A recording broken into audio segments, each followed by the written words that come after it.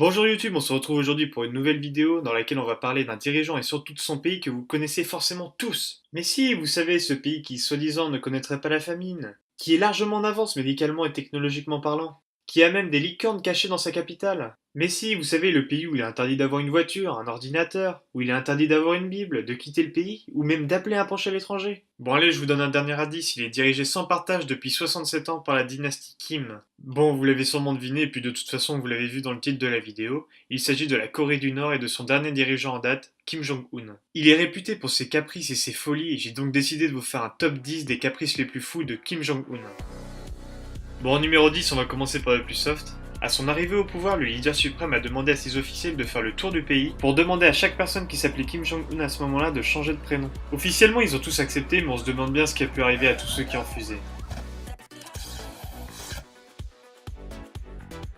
Numéro 9. Le 6 janvier dernier, Kim a décidé de faire un test de bombe H en pleine mer du Japon. Ce qui a engendré un séisme de faible magnitude mais qui a quand même été ressenti au Japon et en Corée du Sud. Sachant que la bombe H est une bombe bien plus puissante que la bombe atomique, on peut comprendre pourquoi le Japon, la Corée du Sud et les États-Unis n'étaient pas très contents. Numéro 8. Il y a ça un an, le dictateur a inauguré le nouveau terminal de l'aéroport de Pyongyang, la capitale. Eh bien le problème c'est qu'à cette inauguration, il manquait l'architecte lui-même. Ma Won-chun aurait été exécuté car sa construction ne reflèterait pas la magnificence de l'identité nationale et car il n'aurait pas complètement respecté les délais. Vous trouvez ça injuste? Attendez de voir le numéro 1. Numéro 7. L'été dernier, Kim a décidé de changer le fuseau horaire de son pays. En fait, il avait envie de retourner au fuseau horaire de la Corée du Nord il y a de ça plusieurs décennies. Le truc, c'est qu'en fait, maintenant, ils sont tout seuls à utiliser ce fuseau horaire. Ce qui fait que quand il est midi en Corée du Nord, il est en fait midi 30 en Corée du Sud et dans l'ouest de la Russie. Numéro 6. Vous aimez regarder la télé, avoir le choix dans plusieurs centaines de chaînes et autant de programmes? Eh bien en Corée c'est un peu différent puisque vous avez le choix entre 3 chaînes qui diffusent toutes des messages de propagande. Ah, ils savent pas ce qu'ils loupent, ils ont pas la chance de pouvoir voir Joe Star baffer Gilles Verdez. Quoi qu'il en soit, en 2014, le dictateur aurait fait exécuter au moins 50 personnes car elles auraient regardé des programmes qui ne sont pas les programmes nord-coréens. Numéro 5. Après son arrivée au pouvoir, son oncle Jang Song-taek et sa tante Kim Kyung-hui ont été désignés pour être ses mentors et l'aider à diriger le pays. Profitant de sa position, l'oncle du guide suprême a décidé d'intervenir dans les activités liées au charbon. Le truc c'est que Kim a pas trop apprécié.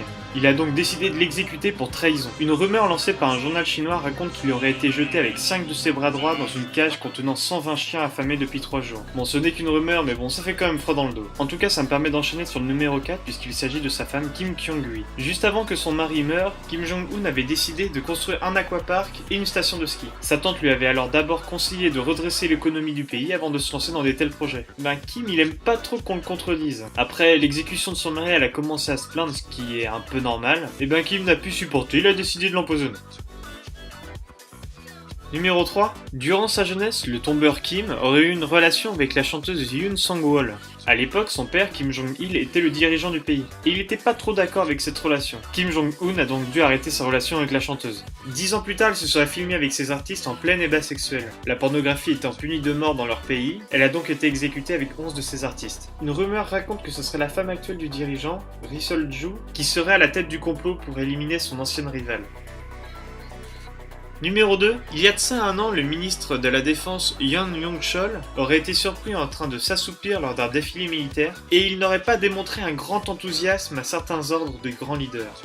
Pour ça, il a été exécuté par missile anti-aérien. Rien que ça. Imagine un jour tu fais une insomnie, tu te réveilles le matin, t'es fatigué et t'es de mauvaise humeur, à cause de ça tu peux te prendre des missiles comme ça dans la face. Et numéro 1, le jour de son anniversaire de mariage, le grand dictateur était en colère car il ne faisait pas beau. Il a donc décrété que c'était la faute de son ministre de l'Environnement de l'époque, Kim Kyong-jun. Pour lui faire payer cette infâme trahison, il l'a introduit vivant dans la morgue, où il est par la suite évidemment mort d'hypothermie.